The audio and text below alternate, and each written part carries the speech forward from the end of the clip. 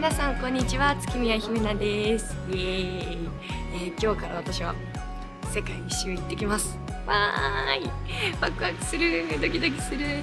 今成田空港にいるんですけど、コーヒーの旅をしてこようと思ってるんですけど、世界一周しながら農園に行っ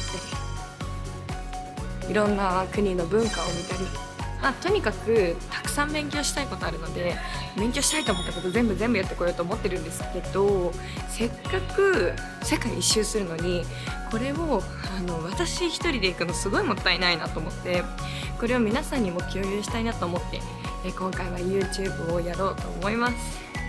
いやー楽しみだな。そんな感じでまずはホチミン。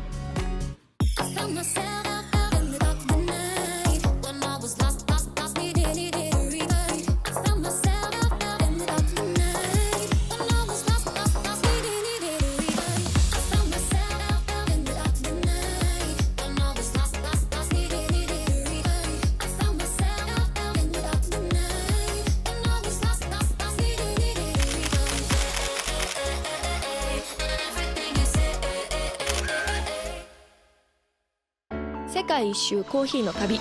まず初めに訪れたのはベトナム。コーヒー生産量が世界第2位であるコーヒー大国ベトナムでは、どのようにコーヒーが楽しまれているのでしょう。なんか変わったコーヒーがあるという噂も聞きつけたので、早速行ってみたいと思います。空港から今ホテルに1回来て、ちょっと移動しようかなって思ってるんですけど、いやー空港めちゃくちゃ大変だった。グラブってアプリで頼んでるんですけど、なんかいろんな人が声かけてくるの。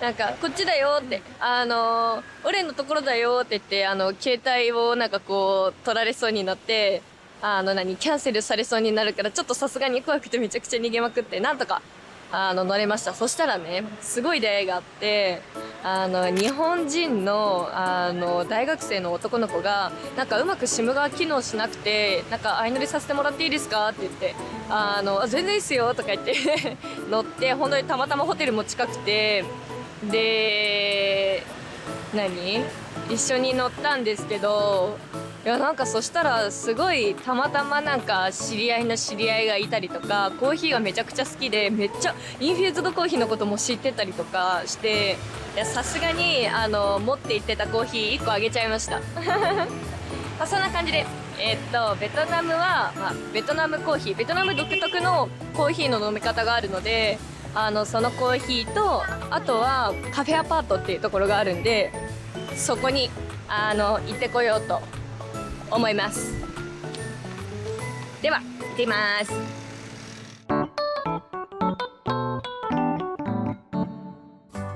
まず初めに訪れたのはベトナムのスタバとも言われているほど若者に人気のコンカフェ。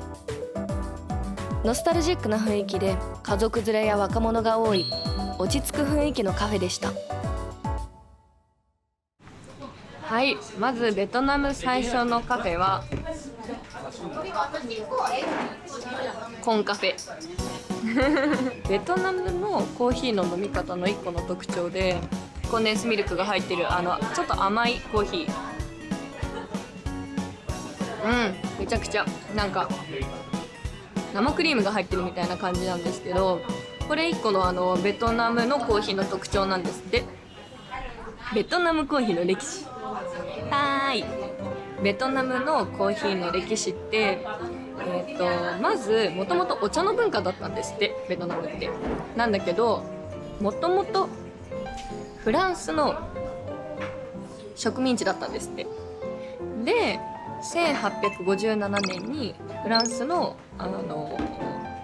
宣教師が、コーヒー豆をベトナムに持ち込んで、売るぞーみたいな、やるぞーわーって言って広めていったらしくて、でね、大前提コーヒーって大きく分けたら2つ種類があるんですよ。一つが、アラビカ種で、もう一つがカネフィラ種ってあるんですよ。で、ほとんどのコーヒーが、アラビカ種なんですね。で、じゃあカネフェラ種っで、どういうコーヒーに使われてるかっていうと、インスタントコーヒーとか缶コーヒーに使われてるみたいなんですね。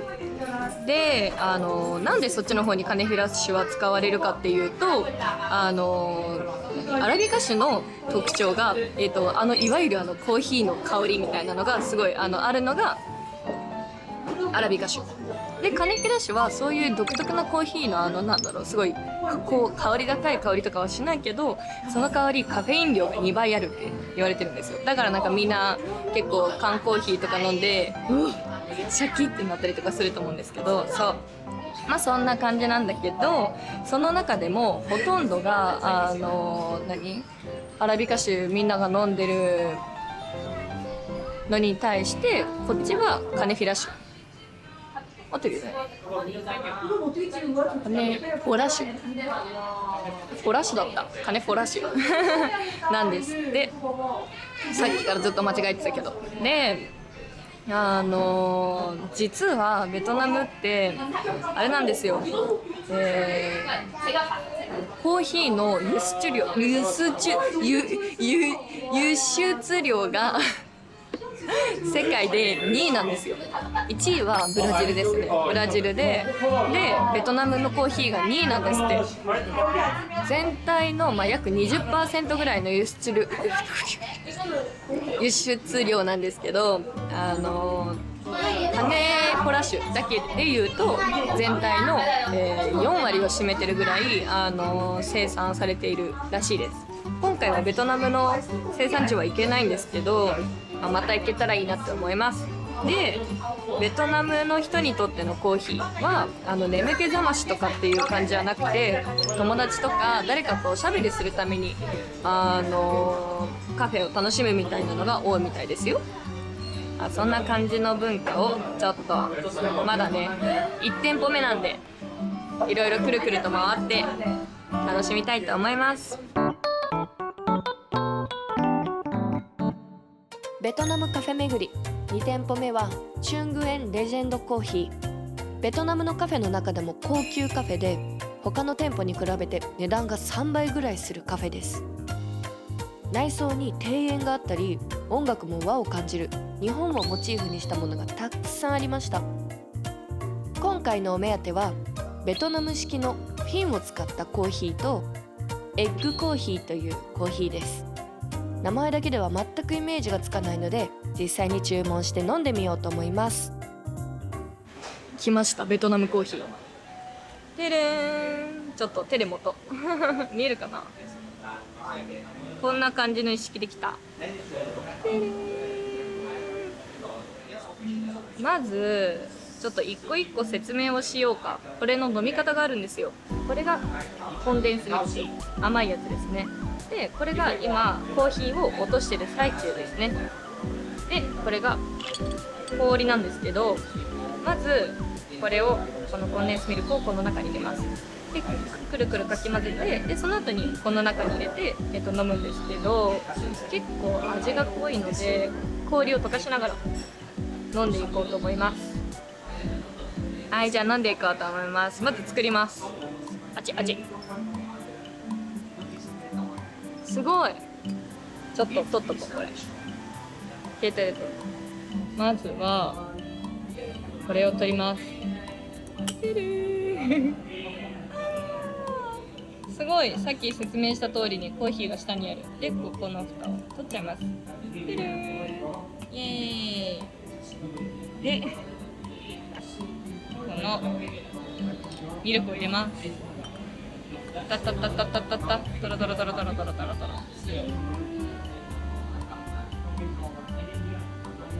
すごい練乳みたい。トロトロですね。でこのスプーンでかき混ぜます。くるくるくるくるくるくるくるくるくるくる。いいんじゃないでしょうか。ベトナムのコーヒーはさっき話したようにカフォネラ種の中の一種のロブスタ種で作ってるので、結構濃いんですよ。苦いんですよ。なんでこの中に入れます。てれーん。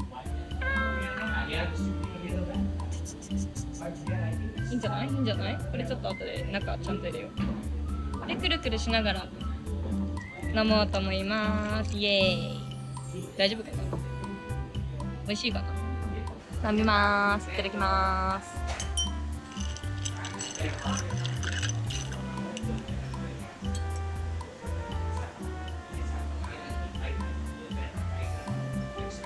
甘いのと苦いのが混じっててめちゃくちゃ美味しい。美味しい。はい、次はエッグコーヒーを飲んでみたいと思います。エッグコーヒー、これはコーヒーに卵黄と砂糖、そしてコンデンスミルクを混ぜたハノイで定番の飲み物みたいです。液体ティラミスって呼ばれるぐらい濃厚でクリーミーな味わいらしいですよ。スプーンついてるんでスプーンでいきます。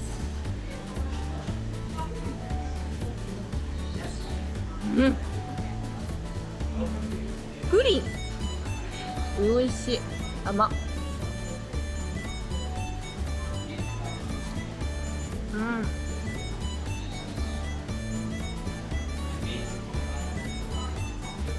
美味しい。なんかエスプレッソまでは濃くないんだけど、すごいめちゃくちゃ凝縮されたようなコーヒー、苦いめのコーヒーに甘い、それこそティラミスみたいななんだ上のミルクが乗ってて美味しいはい、そんな感じでコーヒーの旅1日目でした。まあ次ね、また明日もコーヒーいっぱい巡ろうと思ってるので後ほど。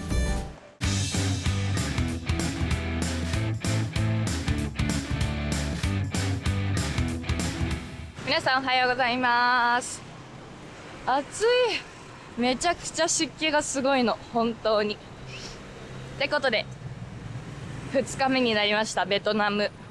今日は1カフェアパートの中にカフェとか洋服屋さんとかがいっぱいなんか並んでいる場所があるので、そこに行ってこようと思います。でもう一つが、昨日のコンカフェで出会った男の子がいて、私が昨日撮ってたらその後に話しかけてくれた子がいたんですよ。この子がカフェ好きなんですかって話しかけてくれて、でなんかいい飲み方の面白い飲み方のカフェ教えてくれたんで、そこに行ってでタイに移動しようと思います。行ってきます。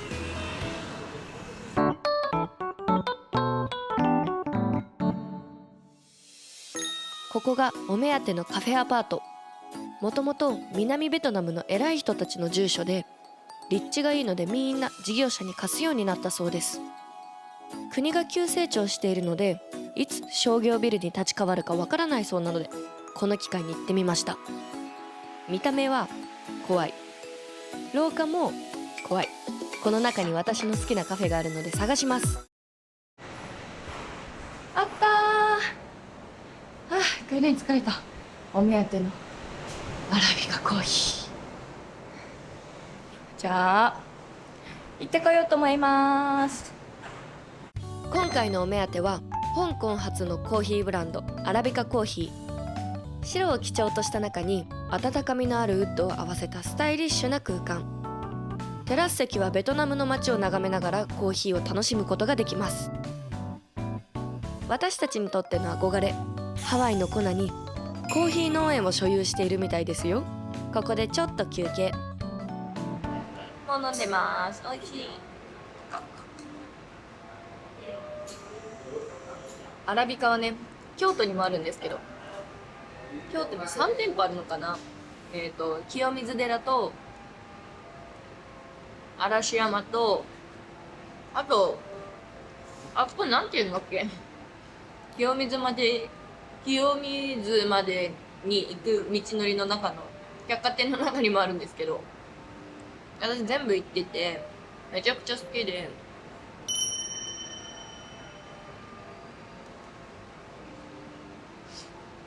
このカフェアパートの中にあるって言ってたからベトナムでも来ちゃいました。東京にもね作ってほしい。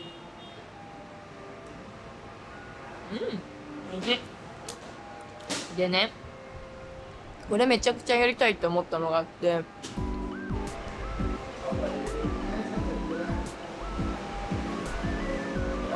これやりたいの。わかるかな、見えるかな。これ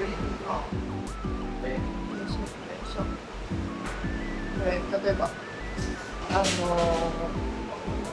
これとかだったら、例えばアラビカコーヒーの持ってる名前だと思うんですけど、ハワイの粉アラビカコーヒー、自分たちの農園で作ったのをコーヒーまずコーヒーってあれで作るんですよ、最初生豆が。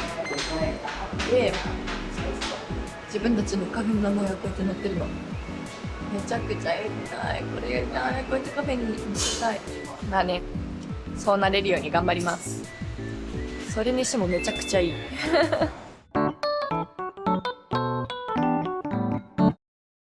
さあ、見覚えがある方もいるんじゃないでしょうか。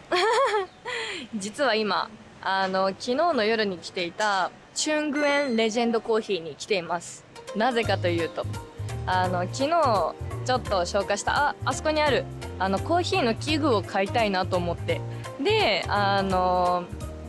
帰国した時に、世界のコーヒーをいろんな器具で入れるイベントをやりたいなと思ってて、その時に使おうかなと思って器具を買いに来ました。買ってきます。見てみます。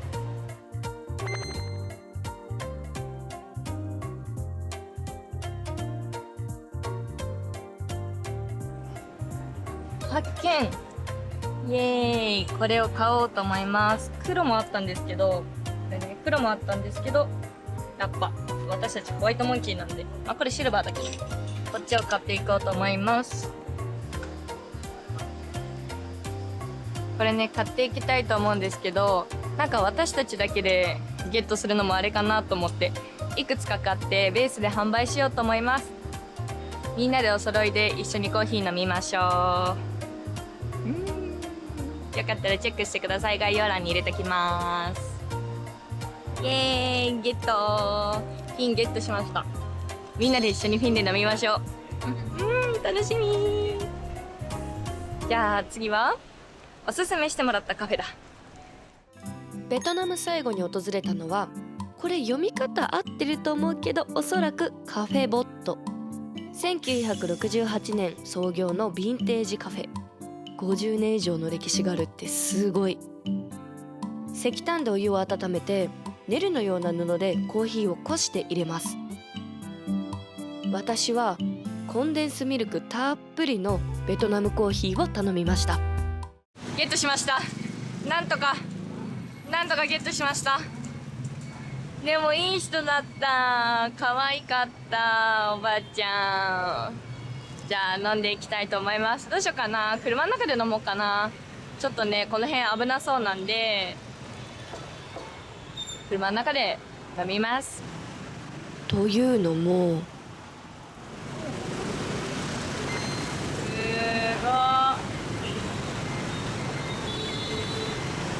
バイクに囲まれています。どうしたらいいんだ。どうやって見えるのかな、このバイク。見えてます？マリンガンみたい。実は1日目もちょっと私今ここの信号渡りたいんですけど、っていうか信号ないんだけど、どうやって渡ったらいいの？どうやって渡るの？誰か教えて。いやー、なんとか渡りました。ギリギリ耐えた。すごいよこの交通量。やばいやばい。なんかいい枯れそうになったか。引かれるかと思いました。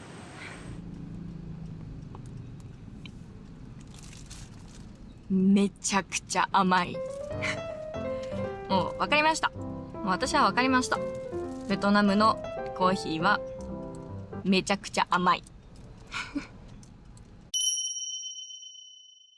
じゃあそんな感じで、まあね、昨日から何個カフェ行ったかな。1、2、3、4つぐらい 5? いろいろ見れたし、特有の文化のフィンっていう器具も買えたし、これでみんなで一緒にベトナムのコーヒーを楽しめるんじゃないでしょうか。